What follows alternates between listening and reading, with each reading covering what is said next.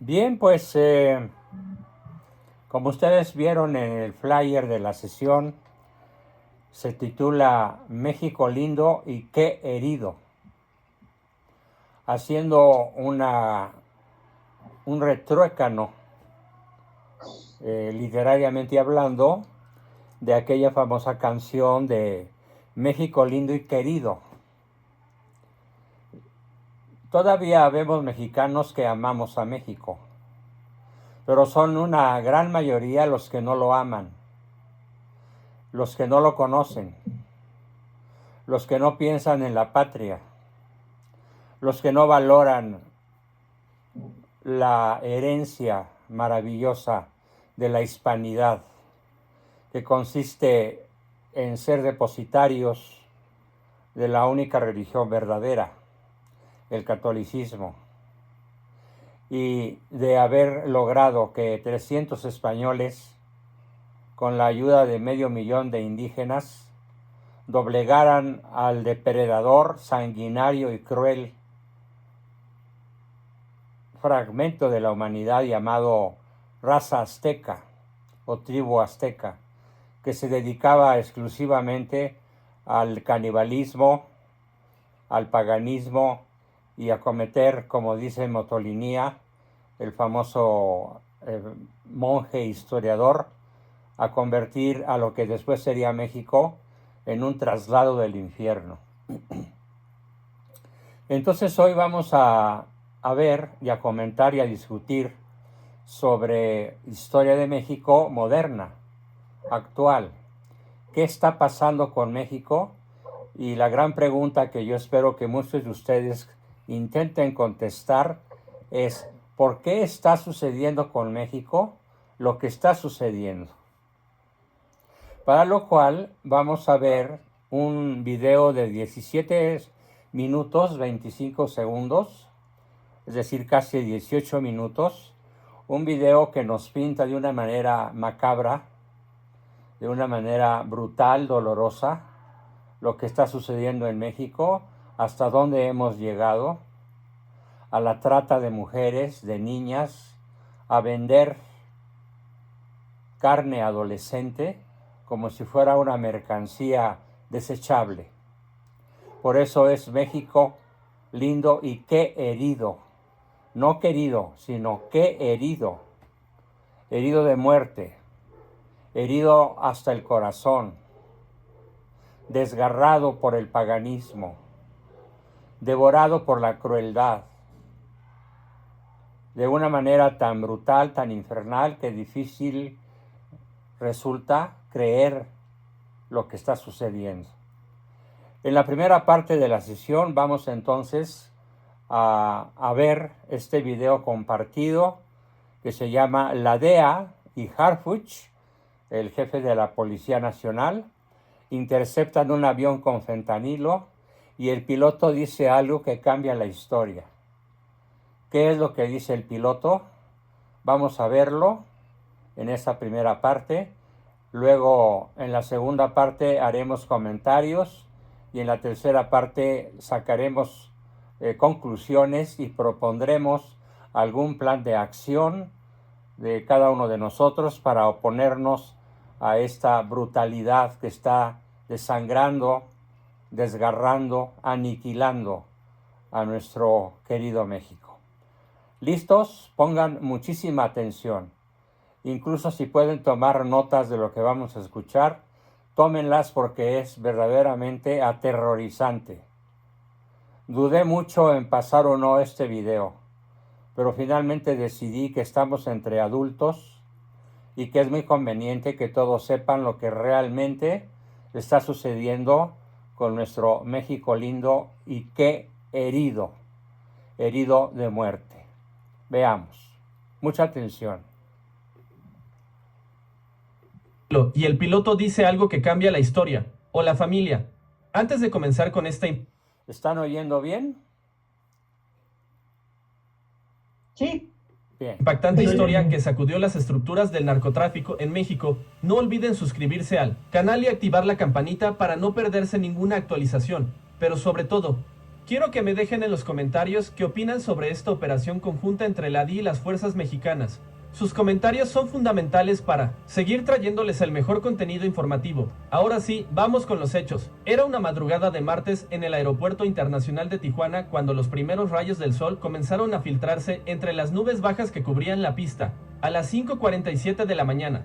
El aire aún conservaba la humedad característica de la zona costera y los trabajadores del aeropuerto se preparaban para otro día rutinario de operaciones comerciales. Sin embargo, lo que estaba por ocurrir cambiaría para siempre la percepción sobre las rutas del fentanilo en América del Norte, desde 3 vehículos sin identificación aparente, pero con placas oficiales discretamente visibles, descendieron elementos de la DIA estadounidense, acompañados por agentes de la Secretaría de Seguridad y Protección Ciudadana bajo el mando directo de Omar García Harfuch. La operación, denominada en clave Cóndor Azul, había sido planeada durante 6 meses de inteligencia binacional después de interceptar comunicaciones cifradas que revelaban una ruta aérea completamente nueva para el tráfico de fentanilo hacia Estados Unidos. El objetivo era una aeronave Cessna Citatio NSJ-3 con matrícula falsa, que según los reportes de inteligencia, transportaba aproximadamente 180 kilogramos de fentanilo puro con destino a un aeródromo privado en Arizona. Lo que los agentes no sabían era que el piloto de esa aeronave guardaría información que revolucionaría la comprensión sobre la estructura logística del narcotráfico moderno.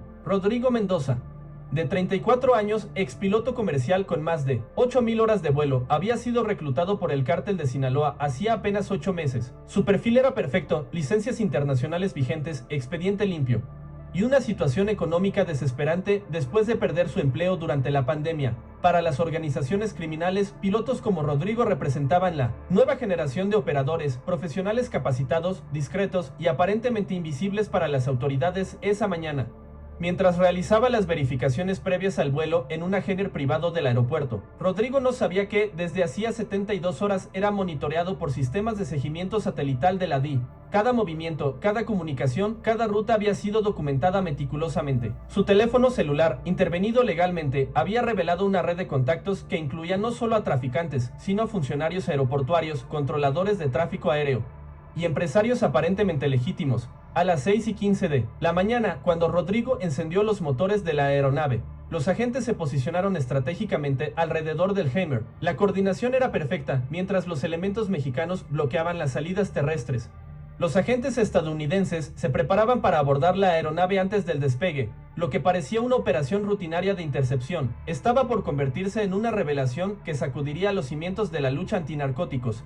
El momento de tensión llegó cuando Rodrigo, al ver las luces intermitentes de los vehículos oficiales aproximándose, tomó una decisión que nadie esperaba. En lugar de intentar despegar desesperadamente o destruir evidencia, apagó los motores, abrió la puerta de la cabina y salió con las manos en alto. Su rostro no mostraba miedo, sino algo completamente diferente: alivio. Cuando los agentes se acercaron a Rodrigo con las armas desenfundadas pero apuntando hacia el suelo, esperaban encontrar resistencia, negación o al menos el silencio típico de los operadores del narcotráfico. En cambio, las primeras palabras del piloto los desconcertaron completamente. Gracias a Dios que llegaron.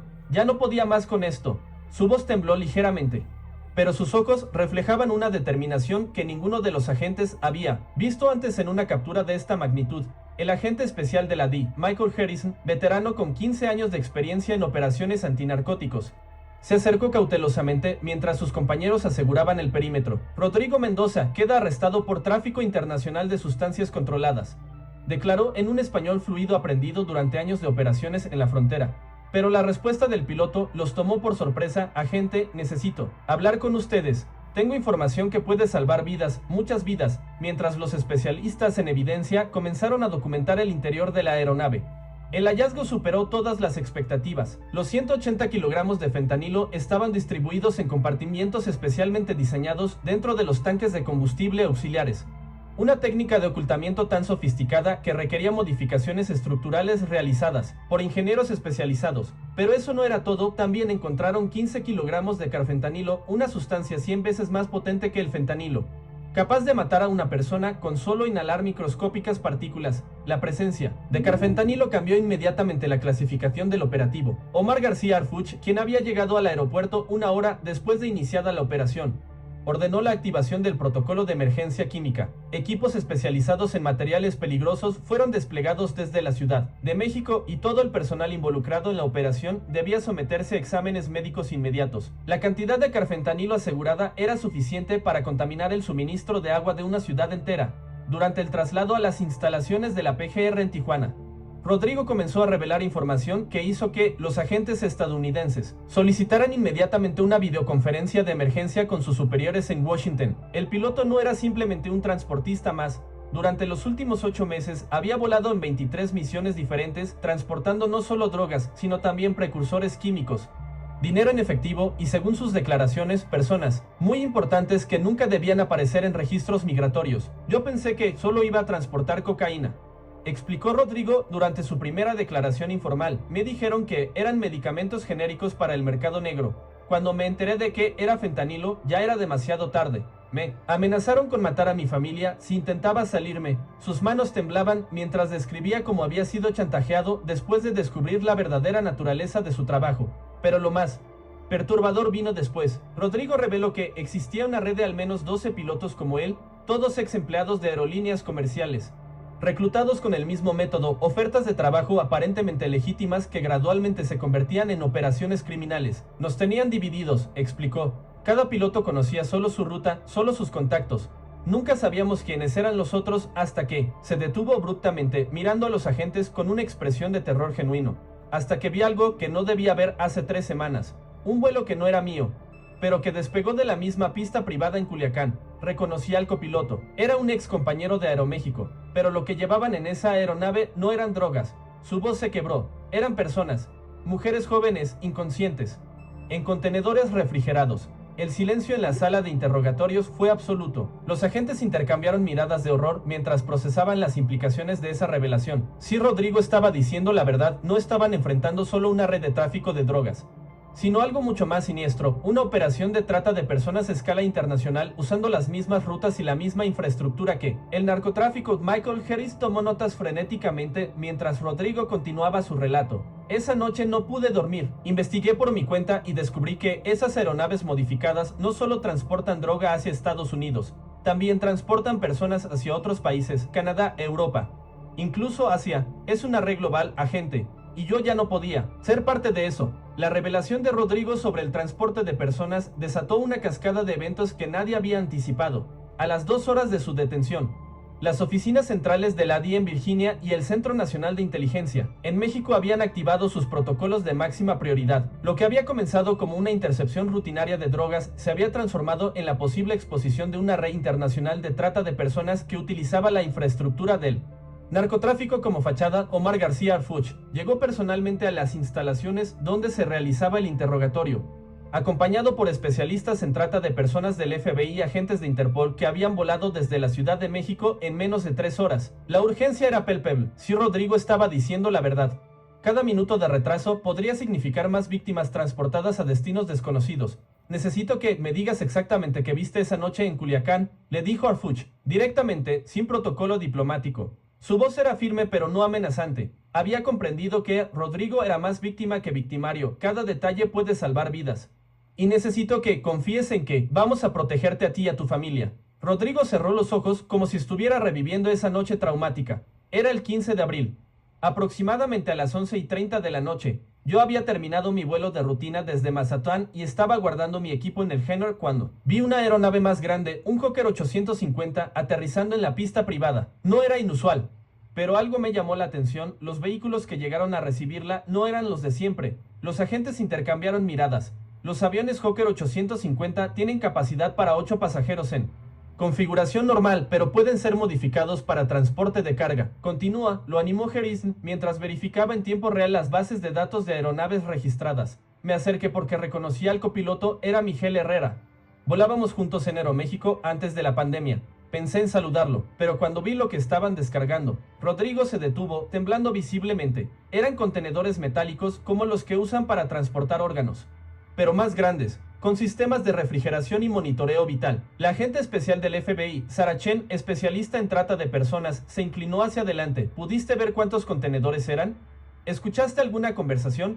6 contenedores. Y sí, escuché algo que me heló la sangre. Uno de los hombres que los recibía le gritó al otro: ten cuidado, esta mercancía va para Canadá y si llega dañada, nos matan. Pero lo que me hizo correr fue cuando Miguel se acercó a uno de los contenedores y dijo: este está despertando, necesita más sedante. El silencio en la sala fue interrumpido por el teléfono de Arfuch. Era una llamada directa desde Los Pinos. El presidente había sido informado de la operación y autorizaba el uso de todos los recursos necesarios. La investigación había escalado al nivel de seguridad nacional en tiempo récord. Rodrigo, intervino Chen con voz calmada pero urgente. Necesito que me digas si reconociste a alguna de las personas que manejaban esos contenedores. Cualquier detalle físico, acento, vehículos, cualquier cosa. El que parecía estar a cargo era un hombre alto, de unos 40 años, con una cicatriz muy visible en el cuello. Hablaba con acento colombiano, pero perfectamente mexicano también. Lo llamaban el doctor, aunque no creo que fuera médico real. Los vehículos eran 3 Aveva negras, pero lo raro es que tenían placas de diferentes estados: Sinaloa,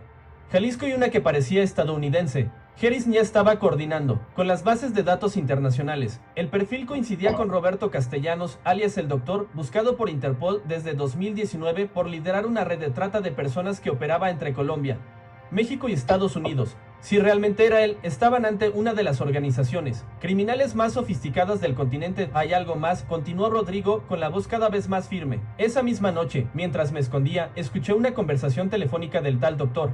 Estaba coordinando vuelos para los próximos días. Mencionó 3 destinos: Toronto, Ámsterdam y Tokio. Y algo sobre mercancía especial para clientes VIP. La información era tan específica y detallada que los agentes supieron inmediatamente que era veraz. Chen ya estaba coordinando con sus contrapartes en Canadá, Holanda y Japón. Si podían interceptar esas rutas, tendrían la oportunidad de desmantelar una red internacional que había operado en las sombras durante años. Pero entonces Rodrigo dijo algo que cambió toda la perspectiva del caso. Agentes, hay algo que no les he dicho. La razón por la que decidí entregarme hoy no fue solo por culpa.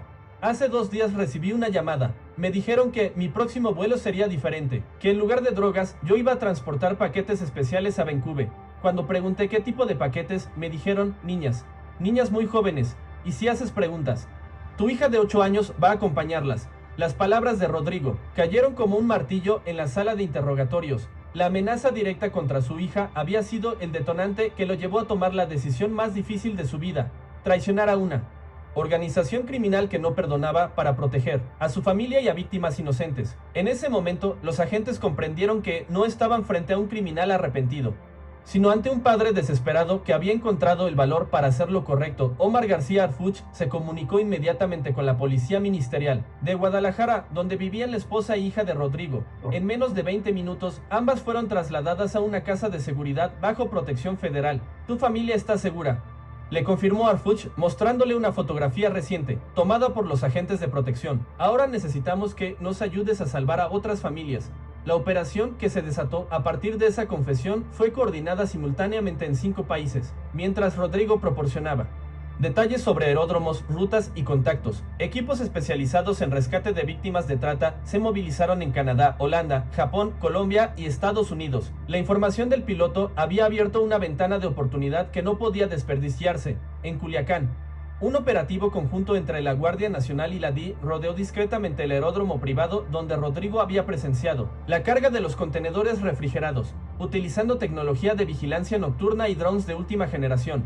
Confirmaron la presencia de al menos 13 aeronaves modificadas y movimiento constante de vehículos sospechosos, pero la prioridad no era el arresto inmediato, sino la localización de posibles víctimas. La agente Chen coordinaba desde Tijuana con sus contrapartes internacionales. En Toronto, la policía montada había identificado un Jenner privado que coincidía con las descripciones de Rodrigo. En Ámsterdam, Europol había localizado una red de hoteles de lujo que servían como fachada para subastas clandestinas. En Tokio, la policía japonesa había infiltrado un club exclusivo donde empresarios adinerados pagaban sumas millonarias por experiencias especiales. La información de Rodrigo ha sido verificada en un 90%, reportó Chen durante una videoconferencia con los 5 países involucrados. Tenemos ubicaciones, fechas, nombres. Y lo más importante, tenemos la oportunidad de actuar antes de que más víctimas sean transportadas. A las 72 horas de la detención del piloto, se ejecutó simultáneamente la operación más grande contra trata de personas en la historia reciente. Operación Cóndor Global involucró a más de 300 agentes en 5 países, coordinados al minuto desde un centro de comando conjunto instalado en las oficinas de la PGR en Ciudad de México, con participación directa de Arfuch y representantes de todas las agencias internacionales. Los resultados superaron todas las expectativas: 47 víctimas rescatadas, 23 arrestos de alto nivel, incluyendo a Roberto Castellanos alias el Doctor, y el desmantelamiento de una red que había operado durante más de 5 años, generando ganancias superiores a los $200 millones anuales. Pero más allá de las cifras, se había logrado algo más profundo: la exposición de una realidad que muchos se negaban a reconocer. Durante la conferencia de prensa posterior, Harfuch fue directo y contundente: esta operación demuestra que el crimen organizado ha evolucionado más allá del narcotráfico tradicional. Han diversificado sus actividades hacia los delitos más aberrantes contra la dignidad humana, pero también demuestra que, cuando hay coordinación internacional y voluntad política, estos criminales no tienen dónde esconderse. Rodrigo Mendoza, quien había colaborado completamente con las autoridades, fue integrado al programa de protección de testigos junto con su familia. Su testimonio había sido clave no solo para esta operación, sino para iniciar investigaciones en al menos 12 países más donde la red tenía ramificaciones. En una declaración pública controlada, expresó: mi decisión de colaborar no borra mis errores, pero espero que sirva para que ningún padre tenga que vivir el infierno que yo viví durante 8 meses. El impacto de la operación se sintió inmediatamente en las estructuras criminales. Las comunicaciones interceptadas mostraban pánico en organizaciones de México, Colombia y Estados Unidos. Rutas que habían operado durante años fueron abandonadas, contactos fueron eliminados, y varios operadores menores se entregaron voluntariamente, temiendo represalias de sus propias organizaciones por la filtración de información. 6 meses después del operativo, las cifras de rescates de víctimas de trata en las rutas identificadas por Rodrigo aumentaron en un 340%. Aeródromos privados que antes operaban sin supervisión fueron sometidos a controles estrictos, y se implementó un sistema de monitoreo internacional para aeronaves privadas que realizan vuelos frecuentes entre países con alto índice de trata de personas. La historia de Rodrigo Mendoza se convirtió en un caso de estudio en academias policiales de todo el mundo, no como la de un criminal rehabilitado, sino como la de un hombre común que encontró el valor para enfrentar al mal más profundo cuando estuvo ante la disyuntiva entre salvar su alma o perder su humanidad. Y en esa decisión salvó muchas más vidas de las que jamás imaginó. Ese martes por la mañana en Tijuana había comenzado como una operación antinarcóticos de rutina,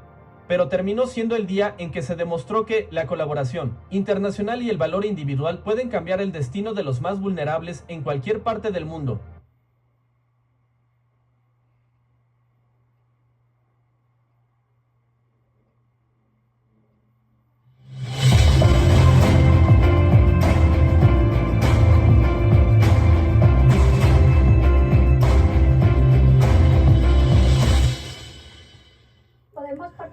Han pasado ya los primerísimos días de gobierno de la Iglesia por parte del Papa León XIV. Todo el mundo le está mirando con lupa, unos y otros. Hay que decir que la acogida en general ha sido extraordinaria. Basta con ver cómo se ha abarrotado la plaza de San Pedro este miércoles en la audiencia. Yo estuve allí y las filas para entrar eran interminables. La gente se ha... Muy bien, queridos amigos, pues a ver, Oliva, ¿qué quieres preguntar, aportar, comentar? Te escuchamos con Me llamó mucho la gusto. atención de que decía que se había comunicado al presidente. La pregunta es, ¿fue en este año o se refiere a la presidente actual? No, fue en el gobierno de López Obrador. Ok, entonces, si esto ya sucedió, ya hay medidas, ya... ¿Cuánto se ha reducido? Nada, no se ha reducido nada, al contrario. Se ha incrementado hasta niveles, según palabras de Donald Trump, inaceptables, intolerables. Entonces, ¿por qué ahí en el letrero dice que con Harfuch? ¿Harfuch estaba en el Distrito Federal? Sí, Harfuch tenía una posición de primer nivel en el gobierno del Distrito Federal. Ahora tiene una posición más alta, a escala federal, pero en el periodo anterior tenía una posición de lo más alto en el gobierno de la ciudad. Allí mencionó una fecha de 15 de abril. obviamente. del 2024. El año pasado. El año pasado apenas.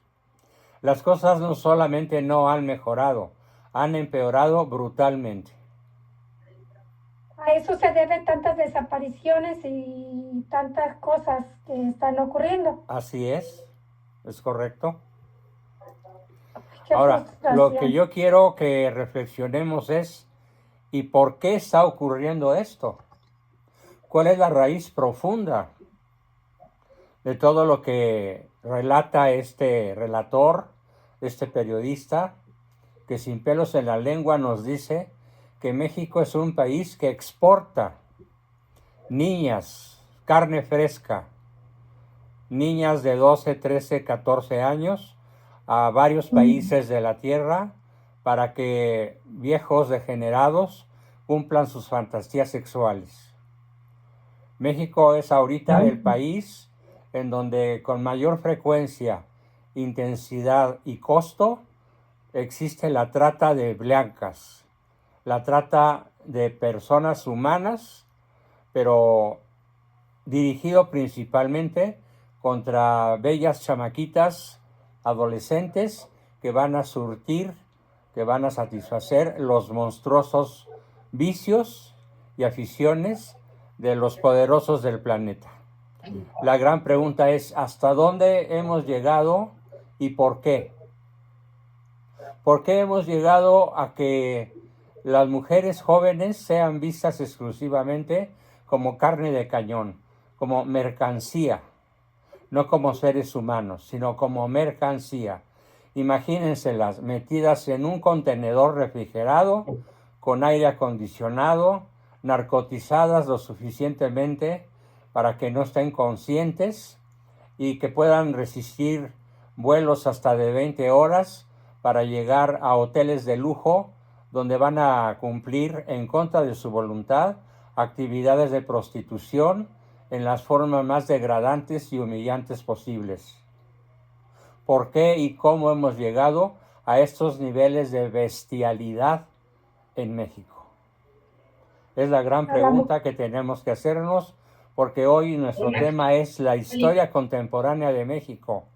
Y la historia contemporánea de México es que México es un país de trata de blancas, inocentes, adolescentes, que son secuestradas, arrancadas de sus familias y dedicadas a los vicios de japoneses, chinos, europeos, mexicanos, etcétera, sin la menor huella de misericordia, piedad o sentido de respeto por la dignidad humana. ¿Cómo y por qué hemos llegado hasta aquí? Es la gran pregunta que nos plantea este trágico video. Son acciones diabólicas, profesor, y el alejarnos de Dios y sobre todo esa ausencia de justicia y de cuidado del gobierno para los mexicanos, no sé. Bien, a ver, yo quiero escuchar a Alejandro.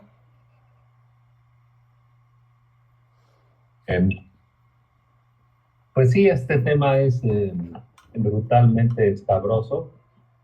Es muy difícil de hablarlo. ¿Cómo hemos llegado porque, pues, puede uno dañar a una persona que de repente rebase su capacidad de soportar este tipo de evidencias, ¿no? Entonces yo por eso conozco mucho de esto, y no porque haya querido, la verdad, ojalá jamás me hubiera enterado de esto. Pero es hiper terrible.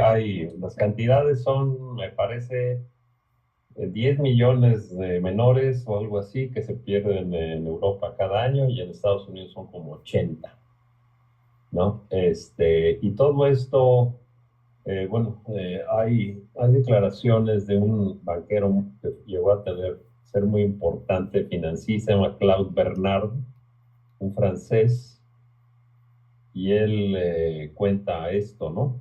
De cómo fue escalando de un modo muy importante en los escalafones de negocios y de ingresos, hasta que llegó a un punto en que le pidieron que tenía que hacer eso con gente muy de escasas edades. Y se rehusó. Y entonces se pueden ver los testimonios de él, se llama Ronald Bernard, y también están las declaraciones muy sólidas del que era el director del Club de Roma y un vicepresidente de Naciones Unidas. Se llama Călin Georgescu.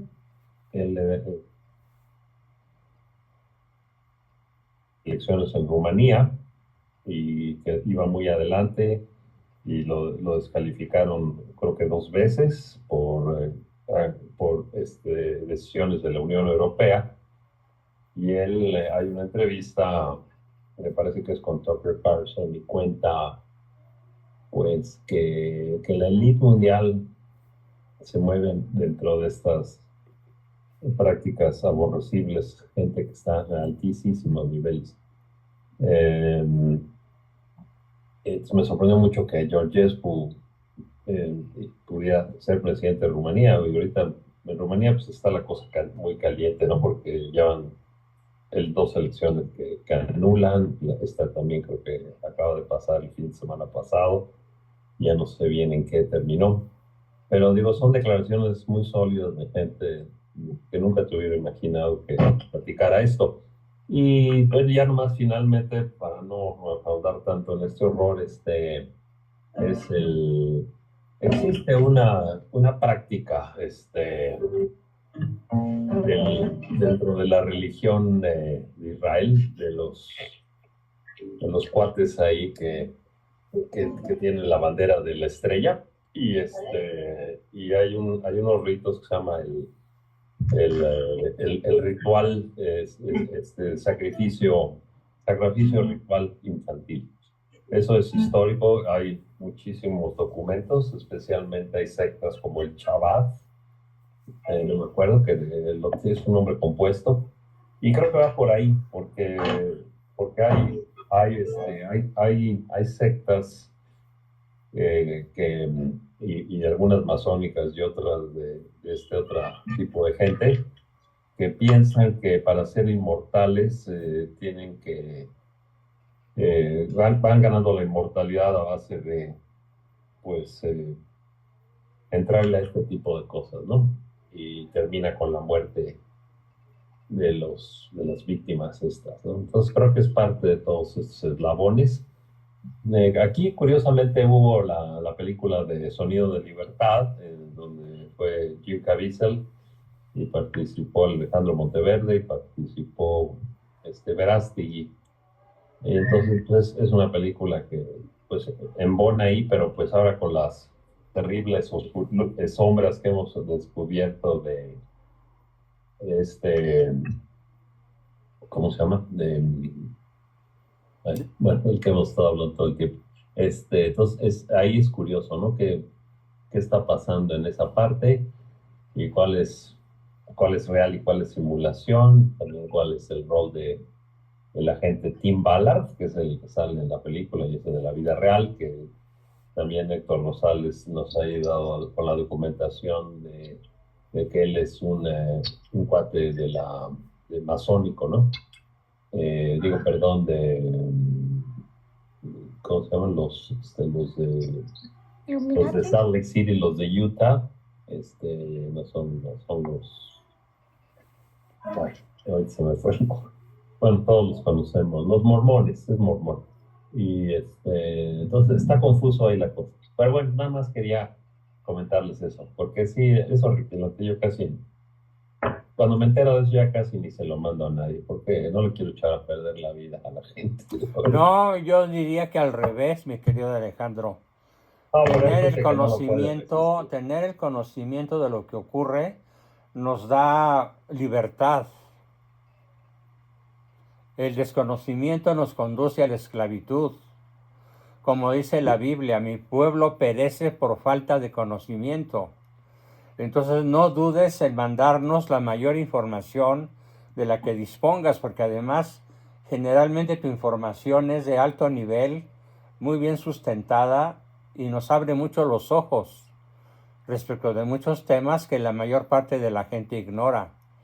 Entonces Pues sí, suplico que nos a los que mantengas tengan el lo estómago más y informado posibles. yo te lo hago llevar a ti, Juan Bosco, ya que abriste este horripilante tema, y tú ya decidirías a Sí, quién te lo mándamelo puedes. todo lo que tengas y yo veré cómo, cuándo y a quién se lo mando, pero es muy importante vivir con los ojos abiertos. Sí, yo también, pero de veras es cosa que yo no quisiera ni haberme enterado de esto, pero pues ni modo. Todo bueno que, por un lado,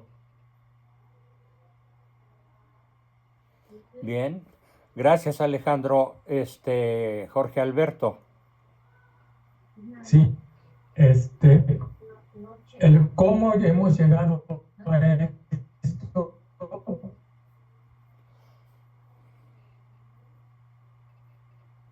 Se corrompe tu sonido y se congela la imagen. A ver, Jorge Alberto, se corrompe tu sonido y se congela la imagen. Tenido durante todo esto. Mi internet está muy bajo, pero voy a tratar de hablar y espero que no sea interrumpido mi mensaje. Hemos llegado a esto por el adoctrinamiento mundial que hemos tenido de tiempos anteriores y hemos decidido, o han decidido la mayoría de los mexicanos, ignorar a Dios. Y es por esto que hemos llegado a estos momentos tan difíciles que hemos tenido, y cómo en un momento dado en México, principalmente en estos últimos 7 años, pues ha dominado totalmente el crimen organizado a nivel de la mayoría de la nación, ¿no? Entonces esto es lo que nos ha por lo que hemos llegado a esto. ¿Qué podemos hacer? Pues dar la batalla espiritual y, como tú dices, hacer llegar a los más posibles la realidad que estamos teniendo tan terrible a nivel nacional e internacional. Muy bien. Esto. Muy bien. Excelente punto de vista, Jorge Alberto. ¿Quién más opina, pregunta, duda, aporta? Yo pienso también que porque hemos llegado a esto es porque se ha explotado a la mujer de la punta de los pies a la punta del cabello. Y se explota a una manera brutal, constante, porque siempre cómo te cuidas el cabello, cómo te cuidas tal y tal, ponte, quítate. Entonces, todo el enfoque de una mujer es eso. Entonces, esa parte que se ha explotado, una niña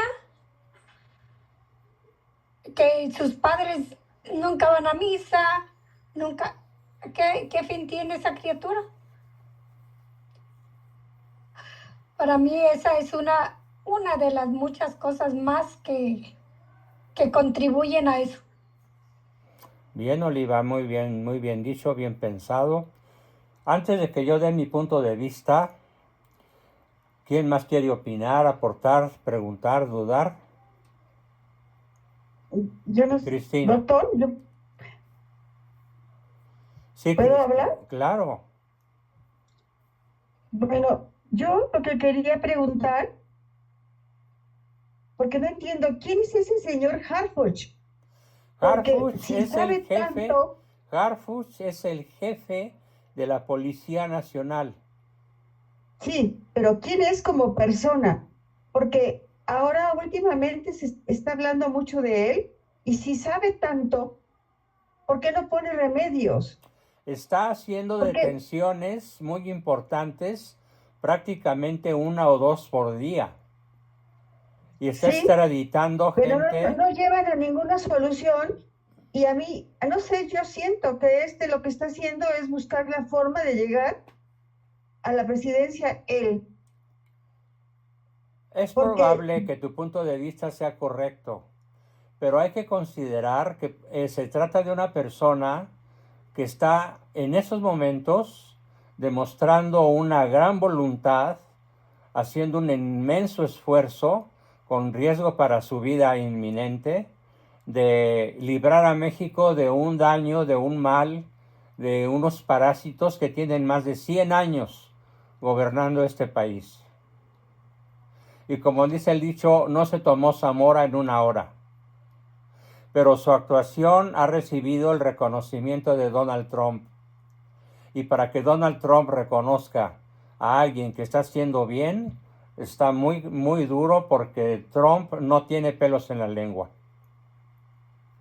Entonces el combate, por otra parte, es muy desigual, porque estamos hablando de un país pobre que está enfrentando a un narcotráfico rico, riquísimo, ultrapoderoso, armado con las mejores y más avanzadas armas modernas, equipado de una manera militar profesional, que acaban de ejecutar a 2 personas de altísimo nivel en el gobierno de la Ciudad de México, que fueron Jimena y José, a los cuales se enterraron esta semana después de haber cometido un crimen de Estado, para decirle al gobierno de México: nosotros te podemos matar, te podemos secuestrar, te podemos aniquilar, con solo que lo queramos hacer. Esa es la brutal ¿Y realidad. qué pasó con todo lo que Trump dijo que iba a hacer en México si la Sheinbaum no ponía remedio? Está por cumplirse. Ya se Ya publicó mató ayer, a su la lista de los 44 narcopolíticos de alto nivel que están coludidos con el narco y con el crimen organizado y están muy cerca de deportarlos a prisiones de Estados Unidos, le guste o no a la Sheinbaum.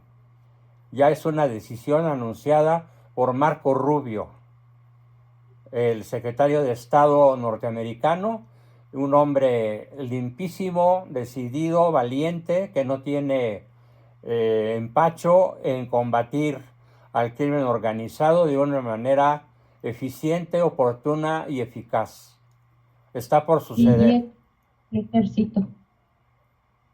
Porque la Sheinbaum no ha hecho nada para detener lo del 1 de junio. Así es, no ha hecho nada ni Siguen lo hará. promoviéndolo. Ni lo hará. Todas las paredes pintadas con la promoción No lo hará. y no falta. Porque ella Los es tontos parte que del vayan ahí. problema. Ella es parte del problema. Es el problema, se llama Fraude Sheinbaum.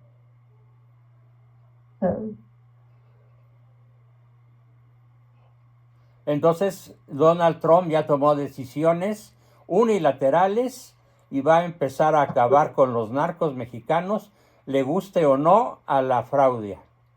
¿Qué gana la fraude con encubrir todo eso? Dinero y poder. Que se le va a acabar. Dinero en cantidades estratosféricas. Dinero en cantidades astronómicas. Y Y no poder. quieren la revocación de mandato porque la traen de un ala. Ujú. Pero quieren el dinerito. Eso sí, dinero y poder.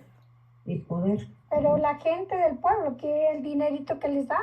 Oh, Ah, sí. claro, bien, buena Entonces observación, no Oliva. es que no la van a reelegir. No, Allí con ese dinerito los tiene comprados. así es. Profesor, y esta Sheinbaum, según dice que el pueblo, y tiene ahí en el, bueno, tiene ahí al plantón de los maestros. No sé si este día ya se hayan retirado, pero No se han retirado y la tienen de cabeza. sí, pero dice que la voz del pueblo, pues ese también es el pueblo y no lo atiende. Claro que no lo atiende. Dice que no se va que no la atemoriza. Como decía Díaz Ordaz, yo conocí a Díaz Ordaz siendo un chavo. Y Díaz Ordaz decía, La política en México es el arte de comer caca sin hacer gestos y pedir más. Dios mío, qué horror. Así, tal cual. El arte de comer caca sin hacer gestos y pedir más. Terrible, Terrible. qué asco. Pero es la brutal realidad. Por otra parte, yo sí quiero aportar desde el punto de... perdón, estoy viendo la mano de Omar Hernández levantada. Adelante, Omar. Regálanos tu imagen y tu pregunta, comentario o aportación.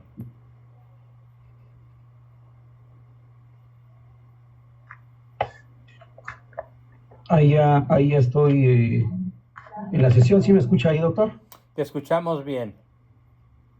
Sí, bueno, mire, yo con respecto al video o al audio que acabo de poner, pues yo creo que en algún tiempo yo también lo he escuchado, que ya las drogas son el menor de los problemas de la sociedad. Sí, El verdadero grosor de la situación ya es la trata de personas. sí.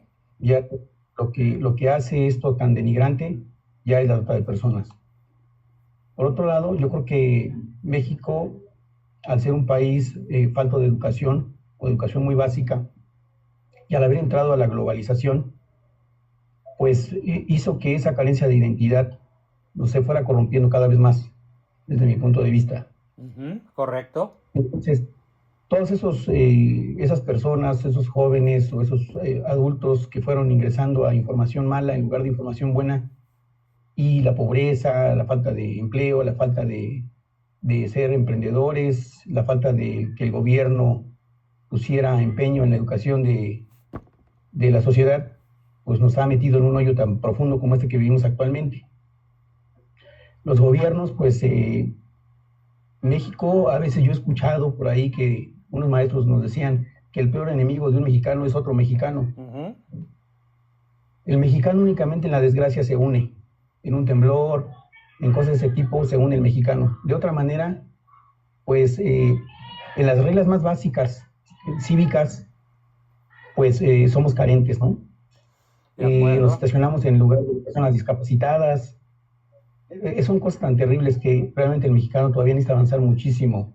Eso creo que explica mucho de la descomposición social, del tejido social tan tremendo, ¿no? Y la violencia que hoy vivimos, como usted lo acaba de decir, en un país pobre, con un problema tan grande que creo que únicamente nos puede ayudar, pues, el apoyo pues, internacional, y otra, lo que también hace rato un participante dijo, pues los que creemos en Dios, pues hacer una oración muy profunda y no soltarla nunca, para que Dios pues se apiade y haga algo, ¿verdad? Haga algo para que México se aplaque, porque está muy, muy, muy mal, creo yo.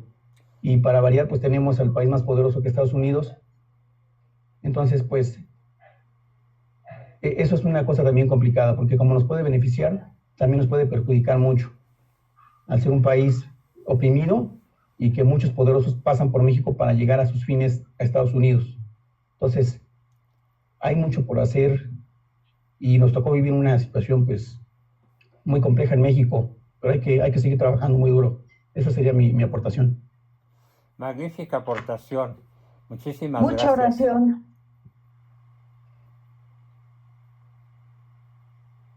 Tenemos que rezar muchísimo. Dice Delfina Morales con mucha razón lo siguiente.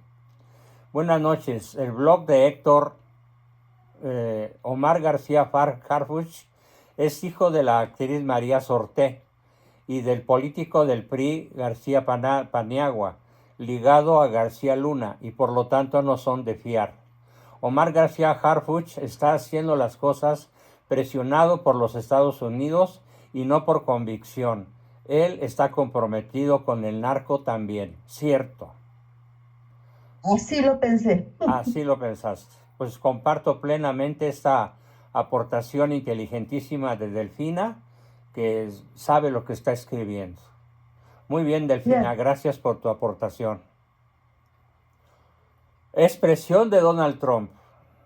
a través de los aranceles, de grabar lo que los mexicanos de allá mandan a los de acá, y de otras muchísimas medidas que, de no cumplir las órdenes de Donald Trump, nos pueden destruir como nación.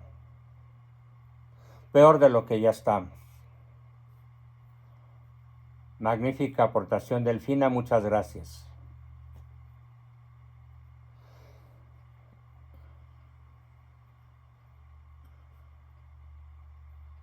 ¿Y Héctor Rosales no está?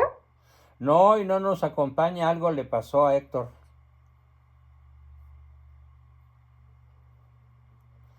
Dice Marta Cecilia que mientras escucha este relato pasa de la rabia al llanto y todavía ni mi madre en México me cree nada. Bueno, pues ¿en qué planeta vive la señora? Increíble. Pero así como la mamá de Marta Cecilia, están la inmensa mayoría de los chairos, es decir, del 80% de la población, están endiosadas esas personas con el narcopsicópata Pejelopostli, que tiene un poder que podríamos calificar de infinito, como si fuera Dios. Porque además Pero no sé qué pasa, doctor, ¿qué pasa? ¿Qué pasa con la gente? He preguntado a muchos si están tan maravillados como yo con nuestro nuevo papa y no saben nada de ello. Así es. ¿Cómo es posible? Así es. ¿Cómo? Porque ni para rebuznar son buenos, porque no se saben la tonada. No sé qué planeta vive. Un planeta que requiere de nuestra parte una oración constante. Un estado de ofrecer nuestras dificultades, nuestros problemas, nuestros tropiezos, nuestros sinsabores, ofrecérselos a Dios por la salvación de México de manera habitual las 24 horas al día por el resto de nuestra existencia. No veo otra salida. Así es. Y tenemos mucho que ofrecer. Muchísimo. Sí. Desde estar vivos. Claro. Y eso como gratitud, porque sea como sea, la vida es un privilegio. Es un don de Dios. Así es. Tenemos un compromiso. Yo quiero aportar desde el punto de vista filosófico el origen. ¿Cuál es el origen de todo esto? Me voy a referir solo a dos de los varios que hay. Primer origen de la catástrofe que nos ha conducido a ser el país campeón de la trata de niñas. ¿Saben cómo se llama esa causa? Constitución y Revolución mexicanas. En la Constitución mexicana, en la ley suprema que aparentemente o realmente nos rige, que es la Constitución, está el secreto de nuestra tragedia. Porque la educación es laica, la educación es materialista, la educación es atea. De nada sirve tener un pueblo guadalupano si no conocemos las implicaciones éticas, prácticas, que implica creer en la guadalupana. Creemos en ella como nación, pero no obedecemos lo que ella nos pide como cristianos. Es la primera gran razón. De tal manera que yo les pido a todos su repudio, su odio, su rechazo a la Constitución que nos rige, porque ha creado un pueblo ateo, prácticamente ateo, teóricamente creyente, prácticamente ateo. Es la primera respuesta. Y la segunda, este tipo de educación, este tipo de materialismo, este tipo de ateísmo ha conducido a la nación mexicana a la relativización de lo absoluto y a la absolutización de lo relativo. ¿Qué le importa más al ciudadano común? ¿Que gane su equipo favorito en la Liga Mexicana de Fútbol o atender al Evangelio Dominical? ¿Qué le importa más? Pues nada más hay que ver los estadios llenos de gente y las iglesias vacías. Así es. Ujú. Entonces se absolutiza el valor de un deporte en el cual ni siquiera se participa y se relativiza a Cristo, donde Cristo pasa a ser un objeto de adorno.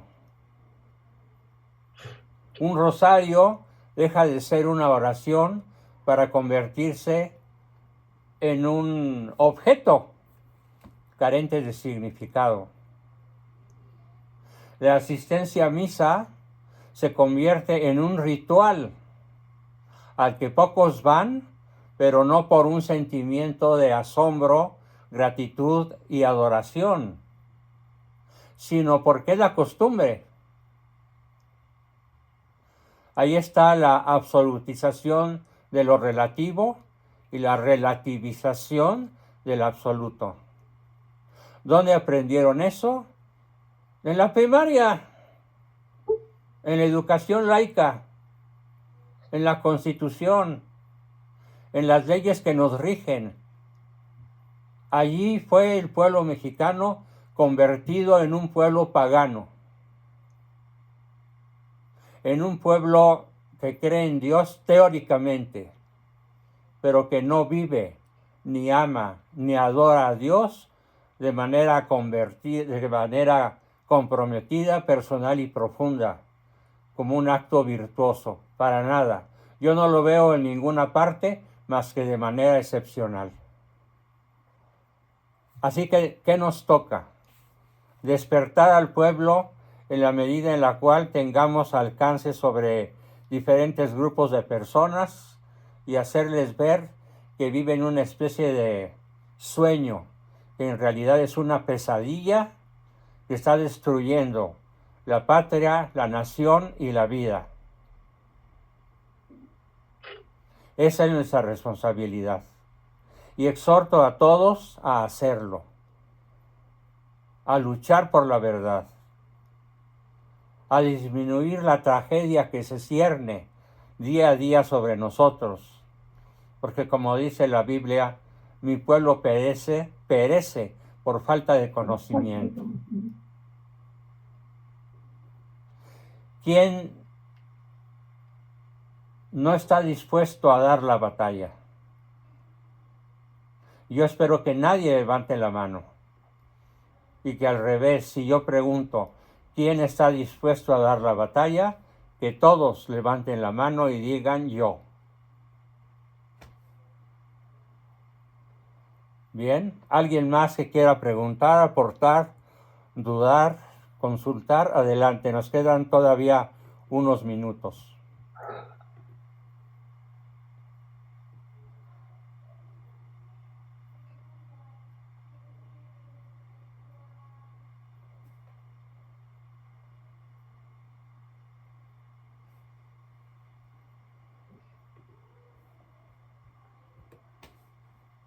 Mónica, estás muy callada. ¿Cuál sería el plan, profe? El plan es que cada quien busque cuando menos 10 personas, 10 familias, y les pase este video y todos los que se les parezcan. Y discutan ustedes con ellos y les abran los ojos. Así se No deje enojen. de mandarnos los videos, doctor. ¿Perdón? ¿No nos mandó el video del lunes, o sí? Sí, está subido. ¿Sí? Ay, no lo vi. Lo voy a reenviar mañana por si queda alguien que no lo tenga. Lo voy a volver a enviar. Porque quiero compartir. Claro. Lo haré para que todos compartan con la mayor cantidad posible de personas. Y así se enojen y rompan con ustedes y los llamen mochilones y exagerados y catastrofistas y todo lo que se les pegue la gana decirnos, nosotros demos la cara, no bajemos las armas y sigamos en el combate. Yo tengo muchas jovencitas en la familia y y me da tristeza pensar, me da ganas de llorar cuando pienso que les pueda suceder algo así. Claro. Hace un rato yo comí con un grupo de aquí en la casa de ustedes, una nieta mía que se va a casar, invitó a sus amigas para que opinaran sobre su traje de novia. Y yo aproveché la oportunidad y les pregunté, ¿y qué es el amor? Y a la de ustedes que me diga la respuesta correcta, le obsequio un par de libros míos de mi autoría. Quedan 5, eran 10 jovencitas de 25 a 30 años. ¿Saben cuántas contestaron lo correcto? Ninguna. Ninguna. Es que a esa edad les falta experiencia. No, les falta conocimiento. Sí. Pues sí. Como Ay, son a esa edad burros, están llenas son de borriquitas. Todas dijeron, el amor es un sentimiento. No. El amor es emocionante. No. El amor es estar enamorada. No. Todo lo que Es lo que dijeron, siento cuando veo a un muchacho guapo. todo lo que dijeron es no. Y quedé horrorizado.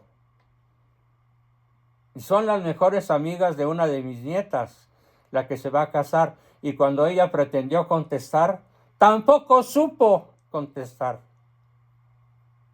Porque el ambiente social ha tenido más fuerza que la educación recibida.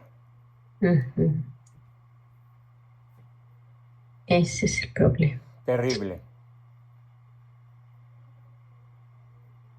Y además de todo lo que acabo de decir, denunciar la Constitución, denunciar al sistema educativo que ha convertido a México en una nación atea, tenemos que orar a rodilla pelona todos los días, horas, minutos y segundos que Dios nos preste vida. La oración mueve montañas. La oración gana batallas como Lepanto y otras. Necesitamos una nueva batalla de Lepanto, no con arcabuces y cañones ni barcos, sino con la oración. Bien, ¿alguien más que quiera aportar, preguntar, dudar?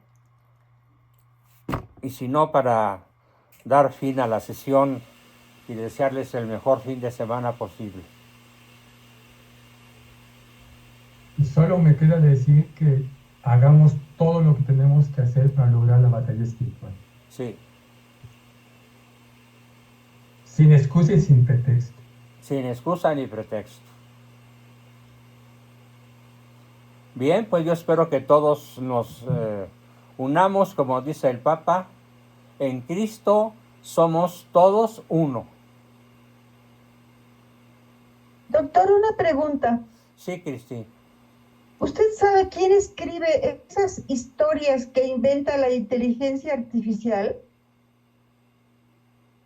Porque me escuché toda la historia del cardenal Robert Sara. Y todo parece una realidad. ¡Qué bien lo escriben! ¿Quién escribe eso? Inteligencia artificial. Pero, ¿cómo se hace eso? Hay un programa de computación para eso. Es una barbaridad, es horrible. Terrible. La computación más avanzada al servicio del infierno. Así es. Está tan bien escrito con tan tan bien explicado, todo tan bonito, que te lo crees, sí. El Si te lo demonio, crees, ¿verdad? recuérdalo, Cristi, el demonio es el príncipe de la mentira. Qué terrible, de veras, Terrible. qué terrible. Ver a la Claudia Sheinbaum llorando por las palabras que le envió el padre Francisco.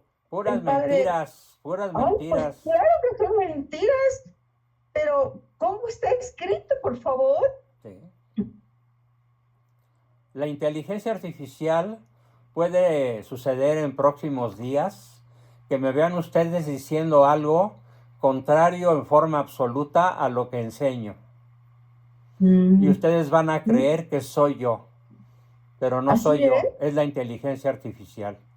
Así es, ¿cómo podemos detectarlo? Bueno, nosotros me refiero a nuestro grupo, ¿Sí?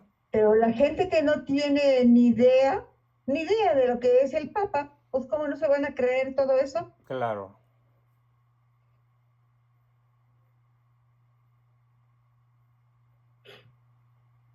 Es diabólica esa inteligencia artificial. Diabólico.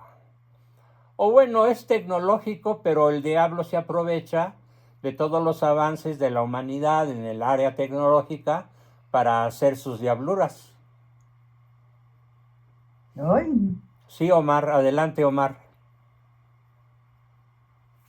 Con respecto a la parte de la inteligencia artificial es una red de buscadores, es una base de datos que se ha ido alimentando, pues obviamente la tecnología avanza y las redes se unen o se interconectan en todo el mundo y se crea una base de datos muy grande. Entonces la inteligencia artificial lo que hace es juntar toda esa información de las bases de datos y en la actualidad pues tiene la capacidad de hacer un resumen, si se puede decir así. Y además no es confiable, hay que tener cuidado.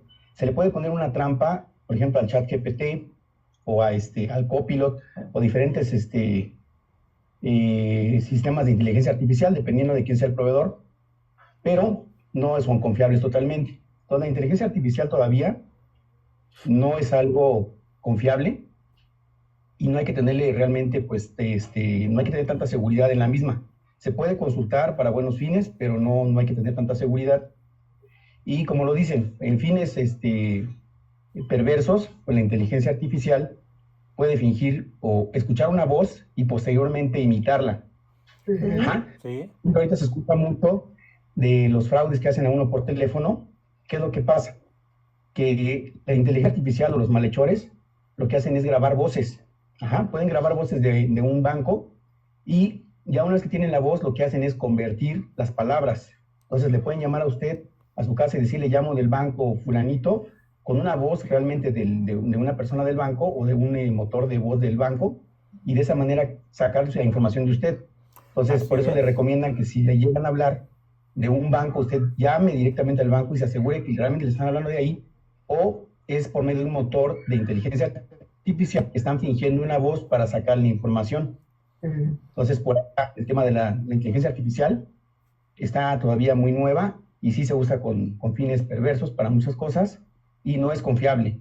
Entonces todavía hay que tener precaución y hacer un uso reservado de la inteligencia artificial. Así es. Esa De sería hecho, mi yo aportación. recibí nada más hoy 2 llamadas invitándome Y a hacer aparte- inversiones. Aparte, puedes oír mi voz sin ser yo. De hecho, yo lo En que el cual te contesté, saludo y te Sí. pido algo. lo que contesté fue una solemne mentada de madre y todas las groserías que les pude decir. Pero ya no me tomaron el pelo como lograron tomármelo hace un año. En Igual fin, las ganas hace mucho tiempo que me tomaron el pelo. Alejandro, ¿algo más que nos quieras aportar?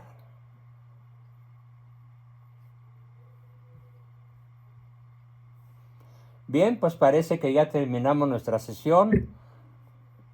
Les deseo un hermoso fin de semana lleno de ganas de aprender, de estudiar, de leer, Y de mucha oración. de mucha oración. Apaguen Y la tele acción. y enciendan un libro y difundan lo más posible lo que hoy han aprendido y denles a las personas que amen y que conozcan un sentido de alerta para que no sean tan fácilmente engañadas, ¿ok? Perdón, nada más, ya pude encontrar el botón para poner mi voz rapidísimo. En base a lo que están hablando de inteligencia artificial, hoy me tocó ver una transmisión de un americano que es picudicísimo, tiene muchos libros, es un autor de décadas es como la autoridad número uno de la tecnocracia, del conocimiento acerca de la tecnocracia en Estados Unidos. Se llama Patrick Wood. Y él hoy, en la entrevista que hacen con él, habla de que él le pregunta a la versión profesional que hay de ChatGPT que para qué, cuál es el fin último de su acción, de su accionar o algo. Así dice que es para dirigir la opinión, el conocimiento y todo para fines útiles para quienes buscan resultados, no son las palabras, ¿no? Pero el concepto es o sea, que no es neutra, no es para tener como un archivo de dónde está tal libro y todo y nada más, no, es para ir sesgando la opinión y los conocimientos de las personas y para entender esos perfiles, para después trabajar directamente sobre ellos, para buscar fines intencionales de acuerdo a ciertas ideologías y ciertas formas de operar. Eso lo dice el mismo ChatGPT de sí mismo. Claro, obvio, no puede decir otra cosa. En fin, pues muchas gracias a todos, gracias queridos amigos, y tengan el mejor fin de semana posible. Oración, estudio, comunicación, difusión, y Dios mediante nos vemos el próximo lunes. ¡Que viva Cristo Rey! ¡Que viva Cristo Rey! Mañana es día de María Auxiliadora. Mañana es día de María Auxiliadora, que así se llama el pueblo donde yo nací, María Auxiliadora. En el municipio de Comondú. Auxilio de los cristianos. En el municipio de Comondú, en Baja California Sur, allí en un pueblo que fundó mi papá, que se llama María Auxiliadora y que ahora es un emporio gigantesco de cría de conejo, avestruz y otros productos agropecuarios que hacen de la zona sur de la península uno de los lugares más productivos de la tierra. Wow. Sí. Bendito sea Dios. Bendito sea Dios. Pues les mando un abrazo a todos y repito, que viva Cristo Rey y María Auxiliadora nos ampare. Que viva Cristo Rey y María Auxiliadora nos ampare. Hasta la próxima. Hasta el lunes.